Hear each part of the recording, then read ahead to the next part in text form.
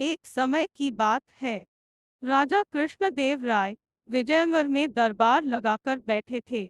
उसी समय दरबार में एक सुंदर महिला एक बक्सा लेकर आई।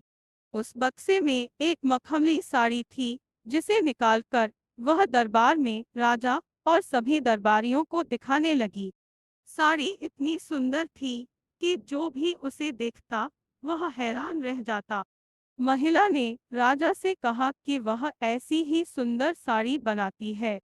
उसके पास कुछ कारीगर है जो अपनी गुप्त कलाओं से इस साड़ी की बुनाई करते हैं। उसने राजा से निवेदन किया कि अगर राजा उसे कुछ धन दे तो वह उनके लिए भी ऐसी ही साड़ी बना देगी। राजा कृष्णदेव राय ने महिला की बात मान ली और उसे धन दे दिया। महिला ने साड़ी तैयार करने के लिए 1 साल का समय मांगा। इसके बाद वह महिला साड़ी बुनने वाले अपने कारीगरों के साथ राजा के महल में रहने लगी और साड़ी की बुनाई करने लगी। इस दौरान उस महिला व कारीगरों के खाने पीने से लेकर तमाम खर्चे राजमहल ही उठाता था। इसी तरह 1 साल का समय निकल गया। फिर राजा ने अपने मंत्रियों को उस साड़ी को देखने के लिए उस महिला के पास भेजा। जब मंत्री कारीगर के पास गए तो वह देखकर हैरान रह गए। वहां 2 कारीगर बिना किसी धागे या कपड़े के कुछ बुन रहे थे। महिला ने बताया कि उसके कारीगर राजा के लिए साड़ी बुन रहे हैं, लेकिन मंत्रियों ने बताया कि उन्हें कोई साड़ी दिखाई नहीं दे रही है।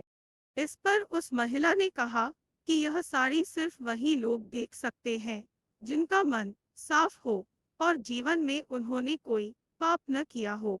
महिला की यह बात सुनकर राजा के मंत्री परेशान हो गए।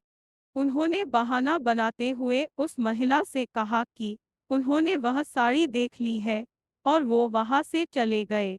राजा के पास वापस आकर उन्होंने कहा कि वह साड़ी बहुत ही सुंदर है। राजा इस बात से काफी खुश हुए।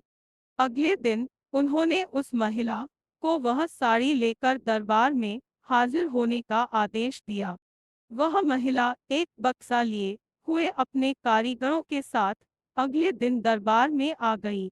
उसने दरबार में बक्सा खोला और सबको साड़ी दिखाने लगी। दरबार में बैठे सभी लोग बहुत हैरान थे, क्योंकि राजा समेत किसी भी दरबारी को कोई साड़ी नहीं दिखाई दे रही थी। यह देखकर तेनालीराम ने राजा के कान में कहा कि उस महिला ने झूठ बोला है, वह सभी को बेवकूफ बना रही है। इसके बाद तेनालीराम ने उस महिला से कहा कि उन्हें या दरबार में बैठे किसी भी दरबारी को यह साड़ी दिखाई नहीं दे रही है। तेनालीराम की यह बात सुनकर महिला ने कहा कि यह साड़ी सिर्फ उसी को दिखाई देगी जिसका मन साफ होगा और उसने कोई पाप न किया हो। महिला की इस बात को सुनकर तेनालीराम के मन में एक योजना आई। उन्होंने उस महिला से कहा, राजा चाहते हैं कि तुम खुद उस साड़ी को पहनकर दरबार में आओ और सभी को वह साड़ी दिखाओ। तेनालीराम की यह बात सुनकर वह महिला राजा के सामने माफी मांगने लगी। उसने राजा को सब सच सच बता दिया कि उसने कोई साड़ी नहीं बनाई है, वह सबको मूर्ख बना रही थी। महिला की बात सुनकर राजा को बहुत गुस्सा आया।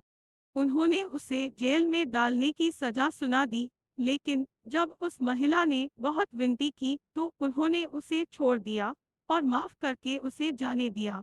साथ ही राजा ने तेनालीराम की चतुराई की तारीफ भी की।